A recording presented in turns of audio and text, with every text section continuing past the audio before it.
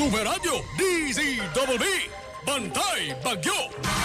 Ito na po si Senador Gordon po, ang chairman ng Philippine Red Cross. Tungkol po ito doon sa mahirap na makontak na Catanduanes. Meron yata silang kontak o papunta doon o paano? Mamalaman natin. Senador, magandang umaga po, si Mike Enriquez po ito. Good morning, Buma. Good morning, Mike. Good morning, Mr. Subel. Good morning. Good morning. Opo. Meron kayong balita tungkol sa yun ang Catanduanes ang hirap makontak Senador. Well, nakokontak namin sila pero siyempre, 11 bayan yan no? Hagilap lang nila 3. Ngayong umaga, nagpalakad kami ng mga motorsiklo sa 11 bayan. Ito ang nangyayari doon. Halos doon sa 3 bayan na nakita nila. Remember, this is visual. Hindi pa ito yung tinatawag natin scientific na iniisa-isa. Ginagawa na namin yan sa Bicol ngayon, sa Naga at sa Legazpi. Ito, dahil wala siyang masyadong katulong, ito, 80% to 90% damage sa mga bahay. Nako?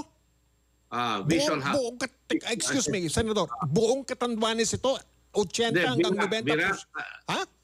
Virac. Virac lang ito, yung capital, yung hanggang yung kabisera. 73,000 people. San Andres, 50% damaged houses. Jesus. Again, I hate to say this visual assessment.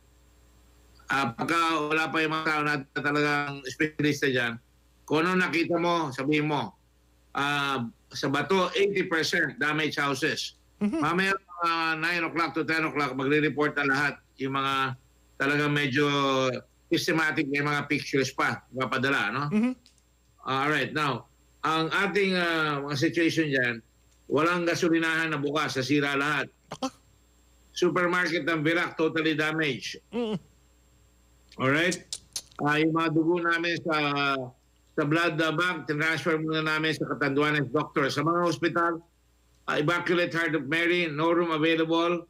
Santua Memorial Hospital, nasira ng konti. Catanduanes doctors with minor damages.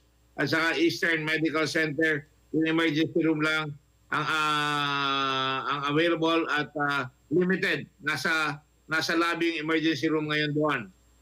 Alright? Okay, malinaw. Sige po. Sige pa. Ang ating hindi masyadong accessible yung mga kalsada. Pinapahanap ko sa kanya yung hampas ng alon dahil nasa Pacific na sila. Malakas ang hampas ng alon dyan dahil yung tinatawag natin daluyong. No? Meron tayong mga namatay na so far. Yun ang matindi. Micaela Jacob, 20 years old, nakuha ng Red Cross. Pinigyan natin ng body bag. Darilo Barba, nakuha ng Army. Lanao Virac, male, no? Yung si Micaela, of course, babae yun. Meron tayong mga injuries, preliminary pa lang ito, very preliminary, Edward Tumagan, 29, Vladimir Aliana, Mark Panti, Cristina Abundo, Jose Rey, 74, male, ayan. Missing, siguro asawa ito ni Micaela, Mario Jacob. Ngayon, nag-iikot na sila. Opo. Ikot na sila ngayon at para makakuha tayo ng mas maigiging report. Okay, no? okay. Senador, may tatanong po ko sa inyo. Hirap lahat, pati kaming nasa media, pati po iba-iba ngayon siya ng gobyerno, makakontak sa Catanduanes Paano nyo nakuha itong mga impormasyon na ito, Senador? Because ang Red Cross, meron tayong satellite phone doon sa mga lugar. Kaya ang ginagawa ko ngayon, papadala ko ng, pinuturuan ko siya ngayon, makabit yung satellite phone sa computer. Ang problema, walang internet. Susubukan natin maghanap ng mga makukuhang message. No? Opo. At pinapatayo ko, may single sideband doon, nasira yung sampayan, pinapatayo ko yung sampayan kaagad. Yung antena. May sideband radio rin kami doon sa Legazpi. Paano kayo sa Manila yung signal from Legazpi? Paano kayo magsisignal doon sa radyo? Kwan po, walang kuryente, may generator ba kayo? Meron naman. Kung naman, Mike, matagal na mo na akong kilala. Sige po. Sorry na itanong ko kung may generator. Sorry kung natanong ko kung may generator ng Red Cross, ha? Okay, sige po. Senador, kamusta naman doon sa ibang mga lugar na tinamaan o dinaanan o bagyong Rolly? Batay sa mga report na nakukuha niyo sa field. Marami ring damages, pero pinakamalalaki ang Legazpi, ang Albay, at saka itong Naga, at saka Sorsogon. Pero by this morning, lumakad ng maaga yung mga tao namin at umikot sa buong probinsya.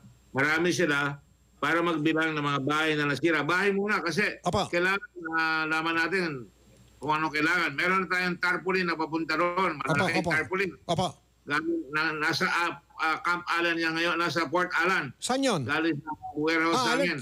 Leyte. Sa may Leyte? Allen. Kasama na sila ngayon. Itatawid lang ng barko yan. Opo. Mapipigyan natin na ng tarpaulin ngayon. No? Opo.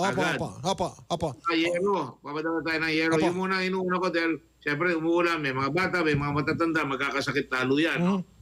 Opo, sige. Sa mga evacuation center, I expect luluwag na yung mga evacuation center. Pero dapat mahagip natin yung mga may sakit para papaswab namin sa Red Cross kaagad kung masaswab sila. Opo. Kung nakasakit ng iba, katulad ng COVID o nakasakit ng ibang sakit like flu, kung minsan flu, napapagkamalang COVID eh. So, inaatupag natin yan. Opo. Buti naman. Okay, huling pagtanong, Senador. Mukhang batay sa sinasabi niyo sa amin ngayong umaga, so far, as of ngayon, ang pinakamatinding tinamaan Dumaguete. Catanduanes. I'm sorry. Catanduanes. Base sa... Dumaguete, layo na pare. Oo nga mo, malayo yun. Malapit-lapit na yun sa Cebu. Una ang turo sa inyo sa lasan ng geography. Ba't ganito magsalita itong senador na to?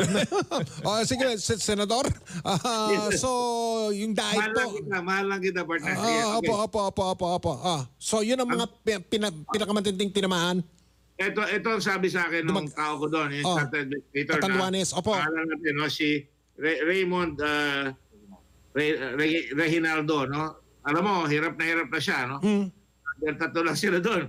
Pero, ang sabihin sa'yo, assessment niya, compared doon sa Haiyan, mga 70% ng Haiyan o ng Yolanda ang tumama sa Catanduanes.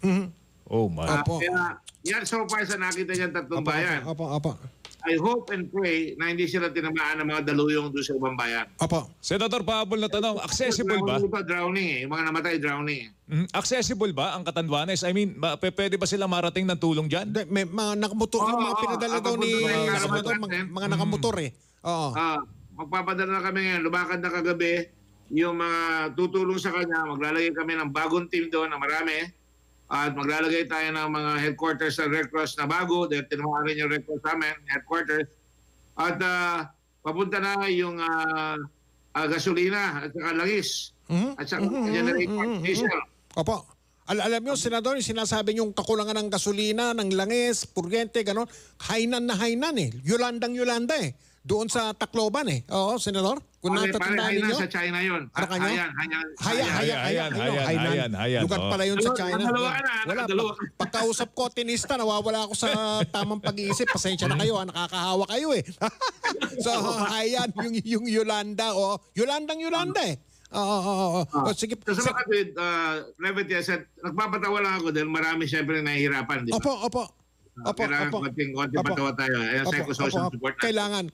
Okay. Senador, madadalas po ang pakikipag-ugnayan namin sa Philippine Red Cross pamagitan nyo hanggang sa mga susunod na araw. Pero maka-access palagi. Opo. Marami pong salamat sa binigay nyong mga ulat at informasyon. Importante, Senador. Magandang umaga po sa inyo. Kayo nakauna. Ha? Kayo nakauna. Salamat, Senador. Wala namang una-una ngayon. Magbayad ka sa akin. Ako nakauna. Thank you.